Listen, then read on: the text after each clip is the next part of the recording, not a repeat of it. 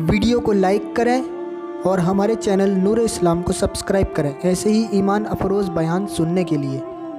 देखो लोग शायरी करते हैं ना, एक शेर वो पढ़ते हैं, जब लोग पढ़ते हैं तो मैं लरसता हूं। मेरे अपने मामलात हैं, हो सकता है कोई इससे इत्तेफाक ना करे, मैं अपने साथियों को कहता भी हूं कि थोड़ा उसमें तरमीम कर लिया करो। लोग कहते हैं दिन रात रोती है ये उम्मत तुम्हारे लिए।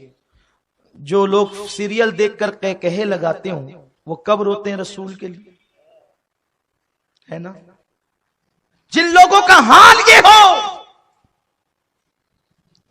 कि जिनकी जिंदगी पिक्चर की सीरियल देखते हुए और फिल्मों में हीरो हीरोइन के जुदाई के मनाजिर देखते हुए आंख में आंसू आते हो, वो कभी रसूल के लिए रोते हैं?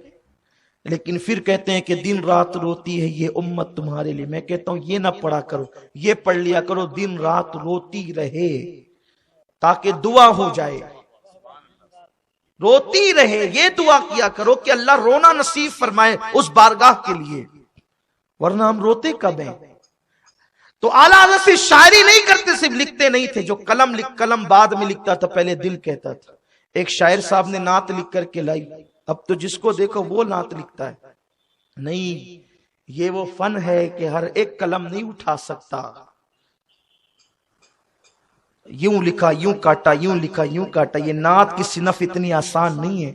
इमाम अहमद रजा कहते हैं मैंने नात लिखना कुरान से सीखा है। हाँ, ये तलवार की तेज धार पर चलने से ज्यादा सख्त तरीन है। आगे बढ़ोगे तो शान उलूहियत का मामला है, नीचे हटोगे तो हुजूर की बेअदबी का मामला है।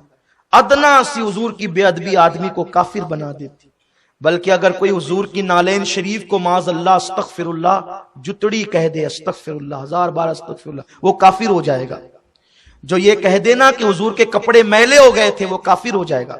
फतावा आलमगीरी उठा करके देखें, हुजूर की शान इतनी नजाकत है कि अल्फाज बोलो तो तोल करके बोलो, उनके लिए सोचो तो अदब के साथ सोचो। ये बच्चों का खेल नहीं है जिसे सिनफ नात कहते हैं, या फजाइल रिसालत पर खिताबात जिसको कहते हैं। लोग कहते हैं हुजूर का सीधा हाथ था, एक उल्टा हाथ था। मैं कहता हूं अस्तगफिरुल्लाह, हुजूर का कोई हाथ उल्टा नहीं था।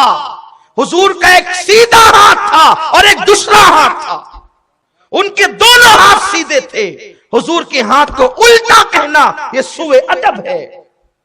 हाँ, हुजूर को हसीन नहीं कह सकते, क्योंकि हसीन से गए तस्गीर है। जिसके हुस्न में एक कैद होती है उसको हसीन कहते। वो हसीन नहीं थे, वो हुस्न थे, वो सरापा हुस्न थे, वो जाने हुस्न थे, वो रूहे हुस्न थे, वो हुस्न की जान थे। हुजूर को बयान करने के लिए पहले अदब की जरूरत है। लोग सीरतुन नबी बयान करते हैं, और सीरतुन नबी में क्या कहते हैं? हुजूर बुढ़िया का बोझ उठा कर ले गए। मैंने कहा ये सुन्नते रसूल है,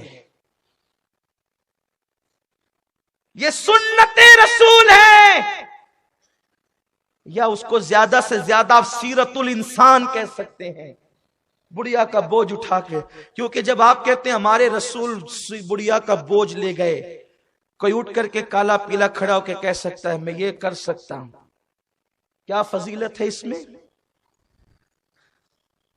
सीरत रसूल बयान करने का हक आशिक रसूल के सिवा किसी को नहीं। और आशिक रसूल वो जो ताज़ीम रसूल में फना हो। सीरतुल इंसान ये है, या सुन्नते रसूल ये है।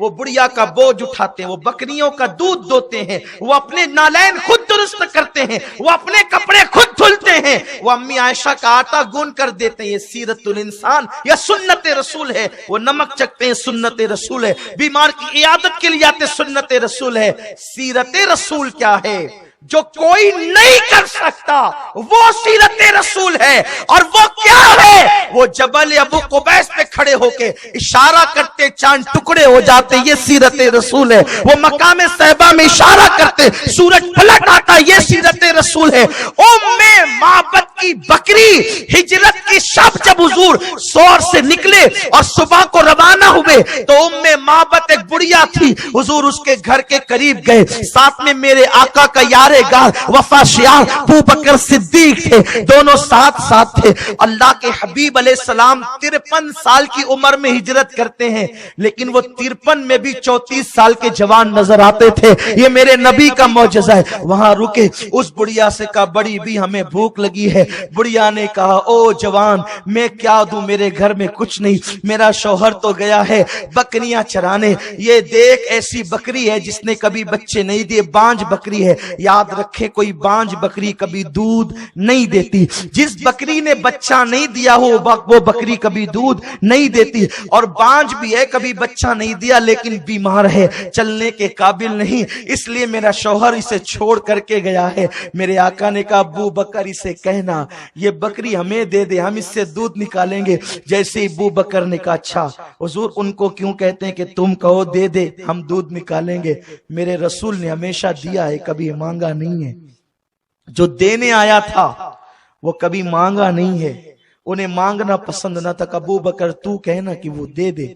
بڑھیا سے کہا بڑی بھی دینا، اس سے دودھ نکالے گا میرا آقا، اس سے یہ تو پہلے بانج ہے نکل ہی نہیں سکتا۔ ہم لوگ بکریوں میں مہارت رکھتے ہیں، بکریاں پالتے ہیں، بکریاں چراتے ہیں، بانج بکریاں دودھ نہیں دیتی، بن بچے کی بکری دودھ نہیں دیتی، پھر یہ بیمار بھی ہے، بچے والی ہو بیمار ہو تھن خشک ہو جائے تو کیسے دے؟ کہا دینا تیرا کام ہے، آگے کا کام اس آقا کا ہے۔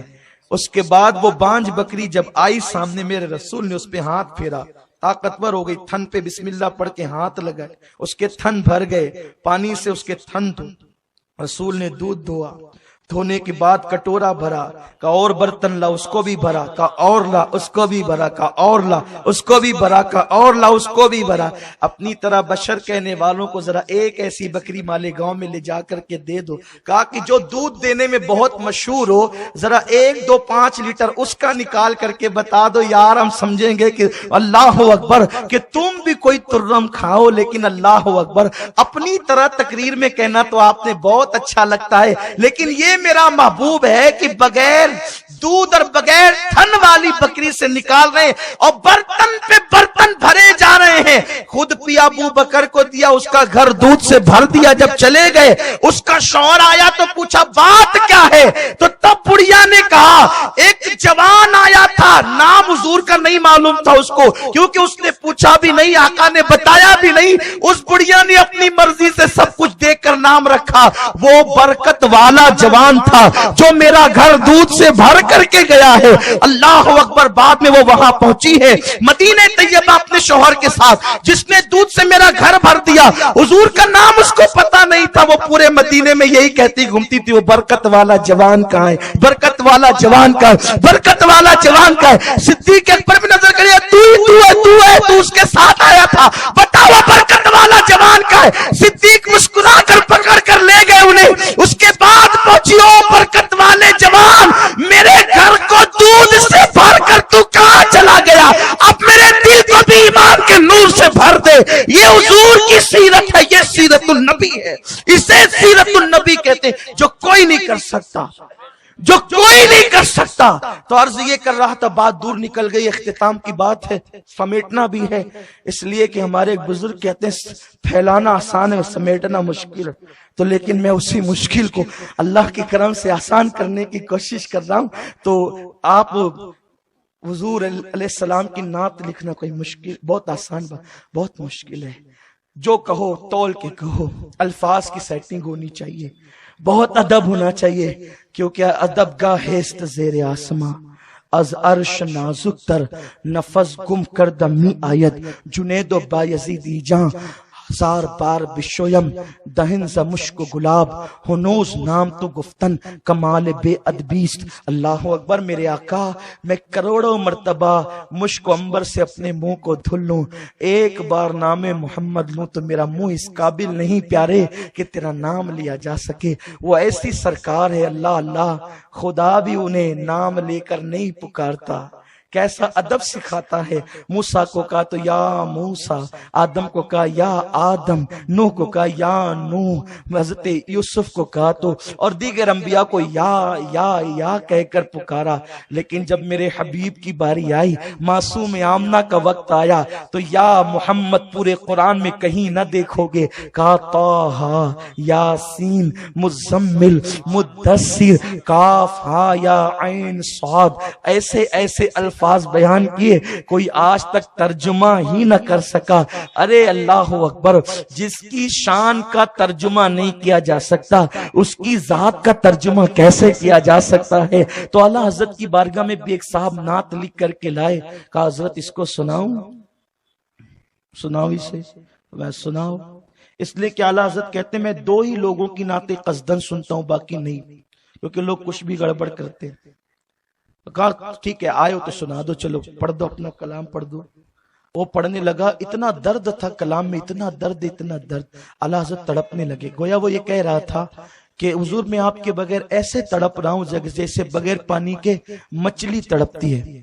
بغیر پانی کے مچھلی روتے رہے. اعلیٰ حضرت بڑے عاشق رسول تھے، بڑے سچے عاشق رسول تھے. بھائیو ایسے عاشق تھے جس چیز سے حضور کو نسبت ہو گئی اس سے پیار کرتے اور ٹوٹ کر پیار کرتے. تو عرض یہ کر رہا تھا کہ وہ نعت لکھ کر لائے، اور یہ تھا کہ میں آپ کے بغیر ایسے تڑپتا ہوں جیسے پانی کے بغیر مچھلی تڑپتی ہے. میرے امام نے جب نعت پوری ہو گئی اور فرمایا اے بندے، اے نعت لکھنے والے، جو تو لکھ کر لایا ہے اگر وہی تیرے دل کے جذبات ہے تو احمد رضا تیرے پیر چومنے کے لیے تیار ہے، اور جو تو لکھ کر لایا ہے اگر وہ تیرے دل کے جذبات نہیں ہے تو تو اللہ سے ڈر. کتنی بڑی بارگاہ میں تو جھوٹ بول رہا ہے، کتنی بڑی بارگاہ میں تو جھوٹ بول رہا ہے. جس کی نگاہ سے خدا کی ذات نہ چھپی، اس کی نگاہ سے تیرے دل کے جذبات چھپیں گے. سنیوں بس یہی پیغام تمہیں دینا تھا. اپنے آپ کو عاشق رسول کہتے ہو، نرم نرم گدوں پر فجر کی نمازیں چھوڑتے ہو. اپنے آپ کو عاشق رسول کہتے ہو، داڑیاں منڈا کر گٹروں میں پھینکتے ہو. اپنے آپ کو عاشق رسول کہتے ہو، جھوٹ بولتے ہو. اپنے آپ کو عاشق رسول کہتے ہو، ناپ تول میں کمی کرتے ہو. اپنے آپ کو عاشق رسول کہتے ہو، رات کے 3 بجے تک فلمیں اور سیریلیں دیکھتے ہو. اپنے آپ کو عاشق رسول کہتے ہو، اور معاذ اللہ اپنی بیویوں کو بلا عذر شرعی طلاق دیتے ہو. 3 مہینے کی دلہنیں، 15 دن کی دلہنیں مالیگاؤں میں طلاقیں واقع ہو رہی ہے. شرم کرو. یہ شہر گنبد و مینار کا شہر کہلاتا ہے. سالن میں نمک زیادہ ہونے پہ طلاق، بغیر پوچھے میکے جانے پہ طلاق. سوچو، اپنے آپ کو عاشق رسول کہتے ہو، کیا ان ساری چیزوں سے حضور کا دل نہیں دکھتا؟ اگر سچے عاشق رسول ہو تو ایسے بنو کہ تمہیں دنیا دیکھ کر پکار اٹھے. جب غلاموں کا کردار یہ ہے تو امام الانبیاء کا کردار کیسا ہوگا؟ اپنے آپ کو تبدیل کرو. سنی دعوت اسلامی یہی پیغام آپ کو دینا چاہتی ہے. صوفیاء کرام، علماء کرام یہی ذہن دینا چاہتے ہیں آپ کو. خدا را اپنے حال پہ رحم کرو، اپنے آقا کو ناراض نہ کرو. اللہ تعالیٰ مجھے آپ سب کو توفیق دے. دوران گفتگو کوئی غلطی ہوگی تو اللہ معاف فرمائے.